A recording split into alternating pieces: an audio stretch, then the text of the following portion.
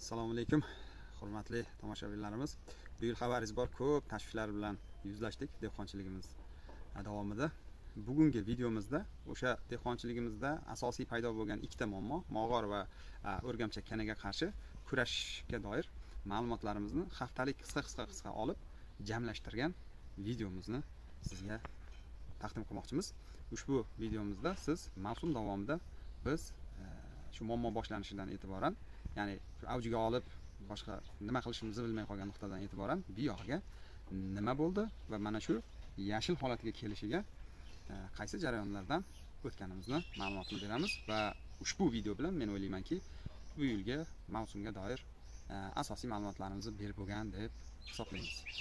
Shu bitta video orqali siz to'liq o'sha ma'lumotga ega bo'lishingiz mumkin. Albatta bundan tashqari videolarimizda ham haftalik hisobotlarimiz bor edi. Bu yana ham umumlashtirilgan. Manzarani qarang, chiroyliligini. Bu ikkinchi issiqxonamizni bulg'or qalampirlari, bularni kechroq sindirgan edik. Shu tufayli bu palaklar ham kechroq ko'karib, hali yangi kasal unaqa ishg'ol qilmagan. Videomizda ko'rasiz, palaklar charchab, sindirib, qaytadan ko'karib, qanday qilib shu holatga kelganligini. Ushbu holatini ko'rib hech kim ishonmaydi. Oldin bu holi xarob bo'lib, shoxlar sindirilib, kal qilib qaytadan ko'karilganligini. Biroq hozir shu video orqali siz buni haqiqat ekanligini o'zingiz guvohi bo'lasiz. Shu paytgacha virus deb o'ylagan, lekin 5-6 kun oldin buni o'rgamchak kana deb tashxis qo'yilgan mana shu barglar uchmayishiga dori sepdik bir necha kun oldin. Endi o'zgarishini ko'ramiz. Bu hozirgi holati. Bugun 5-aprel 2025-yil.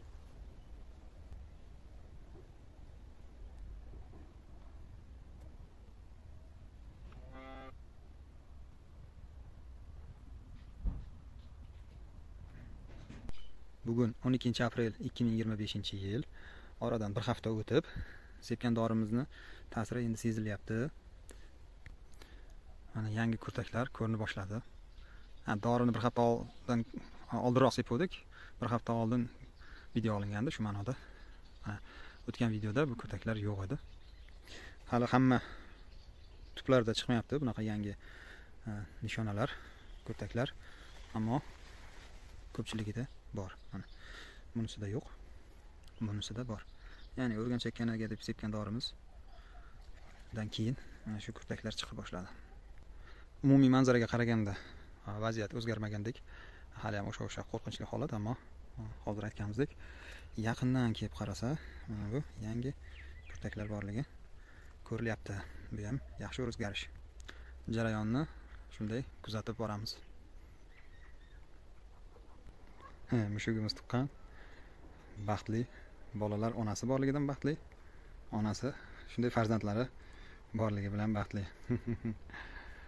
Hammani shunday baxtli qilsin. Juda ajoyib manzara. Manasi cholpillatib yeyapti. Bugun 19-aprel 2025-yil.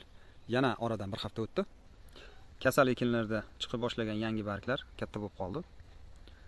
Mana yana. Biroq yangi barglar hamma ekinlarda chiqmayapti. Mana bu kasal tuplarda aytaylik, bu yangi barglar yo'q.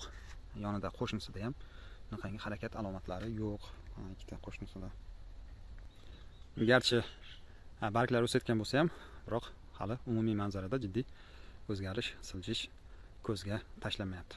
Va ayni paytda ba'zi bir tuplardagi mana bu yasharish umumiy manzarani yaxshilanishiga olib kelaladimi yoki bo'lmasam mana bular singari ko'pchiligi qolib ketib, yakunida hali hosildorlikning oshishi, ekinlarning yaxshilanishiga olib kelmaydimi? Hozircha noma'lum, kuzatib boramiz. Bugun 27-aprel 2025-yil. Ekinlar o'rgamchak kanadan keyin sekin-sekin o'nglanayotgan deb o'ylab turgan yashil barglar. Biroq hali ham jiddiy bir yangilanish yo'q. Umumiy manzara hali ham qo'rqinchliroq. Bir obunachimizning maslahati bilan hafta boshida 10 litrga 12 ml fitoverm, 5 ml farmayot va 20 grammdan mikroelementlar jamlanmasini aralashtirib sepdik. Vitaverim o'sha o'rgamchak kanaga qarshi edi. Bu nisbatan kimyoviy jihatdan zarar kamroq bo'lgan tabiiy mahsulotlar asosida tayyorlangan akaritsid hisoblanar ekan. U o'rgamchak kana, trips singari turli xil hasharotlarga qarshi qo'llaniladi ekan ta'rifida yozilishicha. Farmayot esa pernosporozga qarshi qo'llanilishi maqsad qilingan edi. Pernosporoz bilishimcha menga o'xshab barglarni jigarrang dog'larga aylanishi hisoblanadi. Agar to'g'ri aytayotgan bo'lsam, bulg'or qalampirining ichida chiqqan pomidorlarda ham bunaqa dog'lar bor. Mikroelementlar jamlanmasi esa ekin tezroq tiklanishiga oziqlantiruvchi modda sifatida qo'llanildi. Faqat bu aralashmani nimasidir ko'p bo'ldi yoki bo'lmasam o'zaro bular kelishmadi, men tushunmadim. Asosiy sababni mikroelementlar jamlanmasida deb bilyapmiz. Odatda 10 litrga 5 grammgacha berish tavsiya qilinadi. Biz 20 gram qo'llab bordik. Qo'llaganda ham eng sifatlisini qo'llagan edik. Italiya firmasinikini. Natijada ommaviy ravishda barg to'kilishi boshlandi. Mana buni ham siltab ko'ramiz.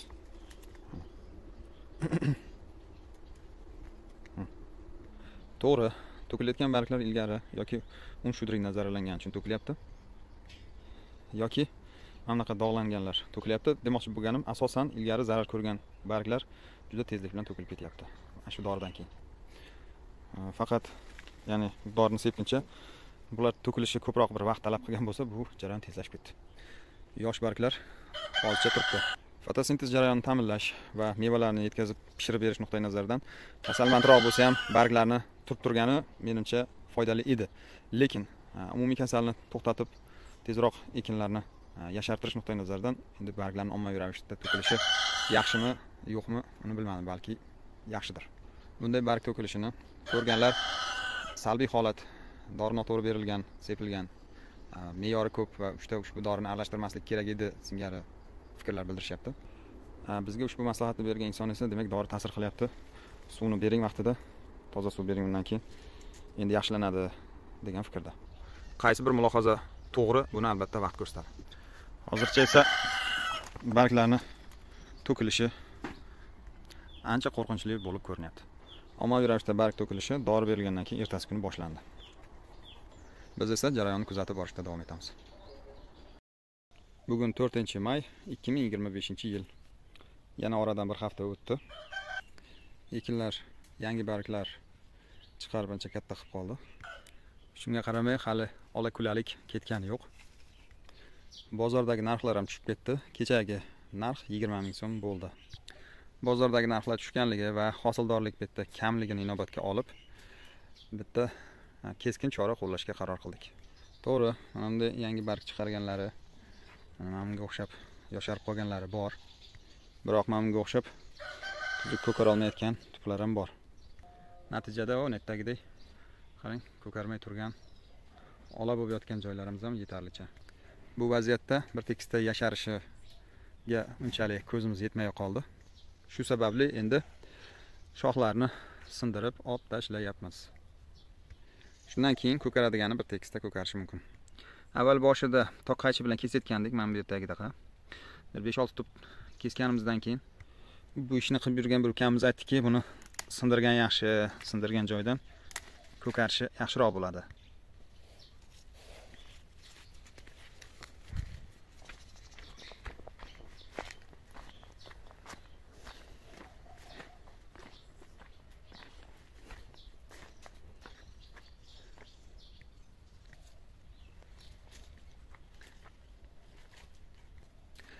Aytganimdek, bozordagi narxlar tushib ketganligi uchun va hosildorlik pastligi shuncha joyni, ya'ni yerni ovora qilishga arzimaydi degan xulosaga keldik va to'liq tozalab tashlasak, keyin bir tekisda yasharib, undan keyin shu hosil yaxshiroq bo'lishi mumkin deyapmiz.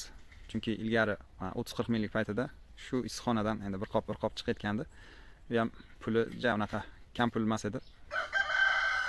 Shuning uchun ko'zimiz qiymayotgandi bunaqangi keskin chora qo'llashga. Endi esa vaqt keldi deb o'ylaymiz va tozalab boshladik. O'tlar bilan qo'shib bir tekisda. Biroq bu tozalaganimiz qanchalik samara beradi bilmayman. Sababi mana yosh barglar chiqyapti. Tasmani yulaman. Qarang. tagida mog'or bor. Shularga ham kasal tushishga ulgurgan. Mana bu yil shunchalik avj olib ketdiki, kasal hech to'xtatib bo'lmayapti. Biz shoxlarni sindirib tashlab, yashartirish orqali shu kasalni ham to'xtatishni maqsad qilganmiz. Ammo hozirgi holat shuni ko'rsatyaptiki, yangi barglar chiqqani bilan mog'or yana o'tib ketaverish xavfi bor. Albatta buni kuzatishda ma'lum bo'ladi jarayon ichida. Bu ham bitta sinov, bitta tajriba. Mavsum oxirida ko'ramiz natijasini. Bugun 11-may 2025-yil. Yana bir hafta o'tdi. O'tgan hafta sindirgan ko'chatlarimiz, shoxlari sindirilgan ko'chatlar yaxshi tiklanyapti. Barglari mavjud bo'lganlari-ku umuman jonlanib qoldi. Mevalar sop qolishdi. O'tgan hafta yo'q edi. Bunaqa ko'p mevalari mayda-chuyda bo'lgan. Bu hafta ancha ko'zga ko'rinib qoldi. Ba'zi bir tuplarni, mana bunga o'xshagan tuplarni shox sindirilayotganda tomir bezda bo'lganmi bilmayman, qurib qolgan.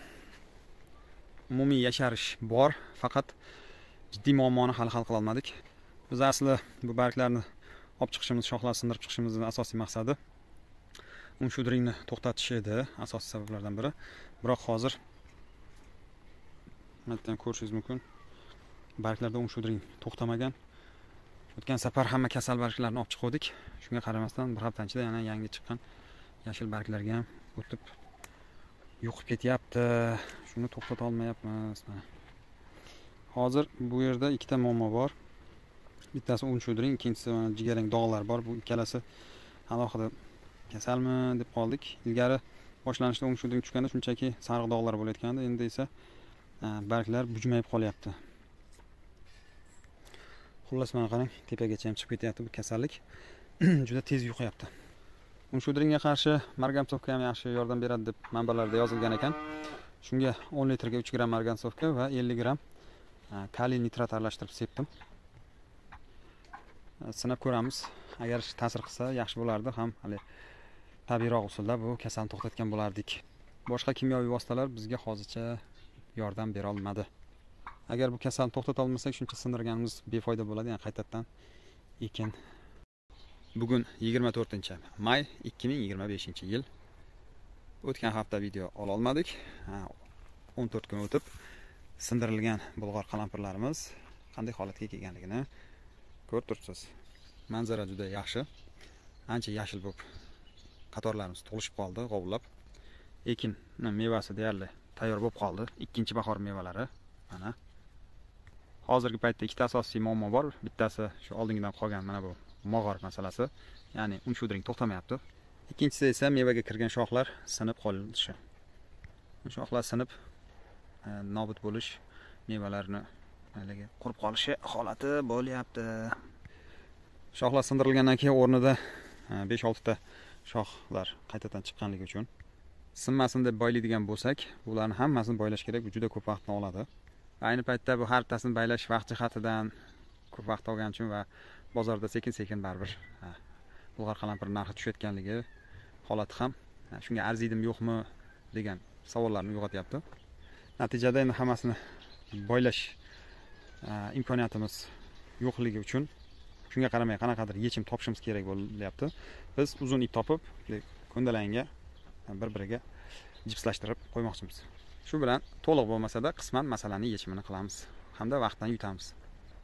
Tagi tupni qarang, qanday zo'r solgan. Xudo xolasa erta yo indin teramiz ikkinchi bahorning birinchi hosilini. Bu issiqxonamizdan keyin bir oradan qancha 2 haftami o'tib nargisini tozalovdik. Batamom shoxlarni sindirib tozalaganmiz. 2 hafta bo'lgan tozalanganiga. Bu yerdagi holat ham ancha jonlanib qoldi. Yana 2 haftadan keyin taxminan mana shu qatorlar to'lib ancha yashillikka burkanib qolsa kerak issiqxonamiz. Hozircha vaziyat shunday. Davomini kuzatishda ko'ramiz. Ayni paytda unshudringga hech qanaqa dori sepmoqchi emasmiz. Shu paytgacha ba'zi urinishlar bo'ldi, natija bermaganligi uchun o'z holiga qo'ymoqchimiz, nima bo'lsa bo'lar deb terilguncha teradi. Biz faqat shu sug'organda o'g'itli suvni berib turamiz, bo'ldi. Qolgani bo'lgancha bo'ladi degan fikrdamiz. Bugun 1-iyun 2025-yil. O'tgan bir haftada ekinlar yana ham palak otib, zo'r chiroyli bo'lib qoldi. bir hafta ichida 2 marta hosil terildi. Bir safar 12 kilo chiqdi, ikkinchi safar 16 kilo chiqdi. Ya'ni bu palak qaytadan tiklangandan keyin qilingan ikkita terim. Mog'or kasali hali ham to'xtamayapti. Barglar to'kilishi bor. Biz ham hech narsa qilmayapmiz. Bu kasalni to'xtatishga o'z holiga tashlab qo'ydik. Faqat sug'orib turibmiz va bir safar toza suv, bir safar o'g'itli suv berib turibmiz. Ayni paytda takrordan hosilga kirganligi uchun asosan kaliysi ko'proq bo'lgan NPK o'g'itlar berilyapti. Lekin bo'yi uzayib yiqilib boshlaganligi uchun yonidan ip tortib, bu iplarni har 2 metrda tepaga ilib-ilib ko'tarib qo'yganmiz. Mana bu shaklda narigi tarafdan baylangan, bu yoqdan tagidan o'tkazilib tepaga ilingan. Paraga o'sgan sari teparoqqa ko'tarib ketaveramiz yon ipini. Umuman olganda shoxlarni sindirib tashlagandan keyin qayta tiklanishi yomon emas. Hosilga kirdi, biroq hosilni, ya'ni ikkinchi bahor hosili qanaqa bo'lishi vaqt ichida aniqroq bo'ladi. Hozir endi avj olyapti. Narigi issiqxonamizni keyinroq sindirib chiqardik. Ular hali hosilga kirmagan. Mana u bir 2 haftalardan keyin hosilga kirsa kerak. Bu issiqxona ham yaxshi rivojlanyapti. Bitta muammo o'rtadagi qatorda, mana shu qatorda o'lish boshlangan. Hozircha sababi aniq emas. Sal namlik ko'payib ketganligi uchunmi yoki ildizda qanaqadir zamburug'li kasalliklar paydo bo'lganligi uchunmi o'lyapti, noma'lum. Biz bunga ortiqcha kuyinayotganligimiz yo'q, chunki mavsum davomida yetarlicha kuyiklarni ko'rdik. Hozir shunchaki tomosha qilib kuzatib boramiz. Nasibamiz nima bo'lsa shuni olamiz. Qolganini keyingi haftalarda kuzatib ko'ramiz. Bugun 21-iyun 2025-yil. Oxirgi videomizdan keyin ancha vaqt o'tdi. Kasallangan bulg'or qalampirlarimizni shoxlarini sindirib qayta ko'kartirish bilan bog'liq bo'lgan tajribamizga bag'ishlangan videomizning menimcha oxirgi qismi bo'ladi bu. Sanalarga ham e'tibor qilasiz video davomida. Hozir men aniq esimda yo'q. Chamasi qip-qizil yalang'och qilib sindirgandan keyin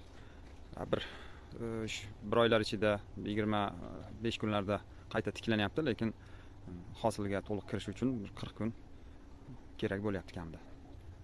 Bizni shu birinchi sindirib chiqqan issiqxonamizdan bugun 4 yo 5 terim qildik.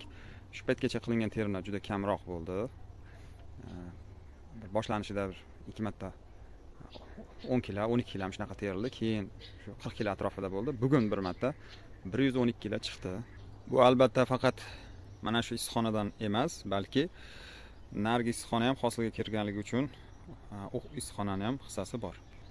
Bu ikkinchi issiqxona ham narigidan keyin shu yo bir hafta yo 2 hafta o'tkazib sindirib chiqildi. Bu batamom yalang'och qilib chiqilganligi uchun buni hosilga kirishi ko'proq vaqt oldi. Bugun sal hosilga kirdi desak bo'ladi. Undan oldin 4 kilo, 5 kilo bir hissasini qo'shdi oldingi bitta terimda. Bu safar sal ko'proq berdi. Shuni hisobiga 112 kilo chiqdi. Biroq bundan ko'p chiqmasa kerak, sababi mana bu ikkinchi issiqxonamizda ma'lum bir qismida ommaviy o'lish kuzatilyapti. Undan oldin narigi qatorda bir 5 metr joyda bor edi. Bu safar mana bu haftaning ichida qo'shni qatorda xuddi o'sha chegara, qarang, boshlanish nuqtasi, tugash nuqtasi ham deyarli o'sha joyda o'lish kuzatilyapti. Sababi nima bilmadim. Balki namlik yuqorilik bilan bog'liqdir, balki boshqa sabab. Hozircha menga noma'lum. Ammo undan tashqari holatni aytsa, mana palak zo'r tiklangan. Mevalar sekin solyapti. Bu ikkinchi issiqxona ayniqsa palagi yaxshi. Hosil endi avjiga chiqyapti. Ichida hali unaqacha tayyor hosillar ko'p emas. Asosiy kuch palakka ketib qolgan. Ko'proq hosilni baribir narigi birinchi issiqxona beryapti. Oldingi ba'zi muammolar qaytib kelyapti. Mana bu o'rgamchak kana masalasi yana qaytib boshlandi. O'tgan hafta dori sepdik bunga. Fitaverimni endi biologik deb 10 litrga 10 gram 10 millilitr hisobidan Fitaverim 5 gram mikro o'g'itlar jamlanmasini aralashtirib sepdik. Ta'siri uncha sezilgani yo'q hali. Mana bu barglarda ma'lum bo'ladi. Bu dori ta'sir qilib qolmaganini. Aslida bu o'rgamchak kanaga Vertimex singari tarkibida Abamectin preparati bo'lgan, moddasi bo'lgan dorilar menimcha ish beradi. Faqat ular endi kimyoviy bo'lgani uchun uni ishlatgimiz kelmadi. Fitoverimni ishlatib ko'rdik, samarasi bo'lsa, endi uyda borligi uchun shuni qilaylik deb, sal endi biologik bo'lganligi tufayli. Bu yil hisobida eng katta muammo mana bu mog'or bosishi yoki bo'lmasam unshudring deymiz buni. Holat hisoblanyapti. Barglar to'liq sindirib tashlagandan keyin ham qayta chiqqanlarda paydo barib bo'lyapti. Shuncha kurashishimizga qaramasdan mana. Bunga ham shu boshda kvadris bilan tapasini ham aralashtirib sepuvdik. Unaqa ko'p ta'sirini ko'rmadik. Sal foyda bergandek bo'ldi-yu, to'liq to'xtata olmadi. Yaqinda bir obunachimiz tavsiyasi bilan 10 litr suvga 5 gram margansovka 50 ml zilyonka aralashtirib sepsangiz bittada to'xtatadi dedi. Endi bizda 5 gram bo'lgani yo'q margansovka. Shu bir 1,5-2 gram me'yorda margansovka 50 ml o'sha zilyonka aralashtirib sepdik. Sal mana kuydiribdi. Sal haligi ta'sir bo'lgan. Endi to'liq to'xtatiladimi yo'qmi bilmadim. 2 marta sepdik. Bu mog'or bizning qishlog'imizda birinchi biz eshigimizni taqillatib ziyorat qilgan. Mahallaning boshqa dehqonlariga endi mana oxirgi 1 oylikda hujum qila boshlabdi. Hamma o'zining yo'nalishida nimadir qilib yotibdi, ammo lekin buni to'xtatgan odamni hali ko'rmadim. Birinchi issiqxonamiz asosan mog'or yetganligi tufayli bu ham barglar to'kilyapti, bu ham charchiydi. Shu ma'noda sal turib bunning hosili sal kamayadi, narigi issiqxonaniki ko'payadi. Bu holatda yana me'yor bo'ladi, qaydadir ko'payib kamayish hisobiga. Boyagi shu 112 kilodan ko'p hosil baribir bo'lmaydi degan fikrdamiz. Sindirish bo'yicha umumiy xulosa qilinadigan bo'lsa, sindirsa bo'ladi ekan. Hosildorlik ham endi yomon emas, o'rtacha hosil ola olasiz. Faqat biznikidaqa muammo bo'lmasa, ya'ni bizdagi shu yana o'rgamchak kana qaytib kelyapti. Eng katta muammo mog'or yana davom etishi. Bu ekinni stress qilyapti-da, to'liq hosilga chiqishiga to'sqinlik qilyapti. Yo'qsa shu ikkita issiqxonamizdan avjida bemalol 200 kilo teri olishimiz kerak edi. Sindirsa bo'ladi. Hosildorlik ham junaqa katta ta'siri yo'q ekan. Hosil ola olasiz.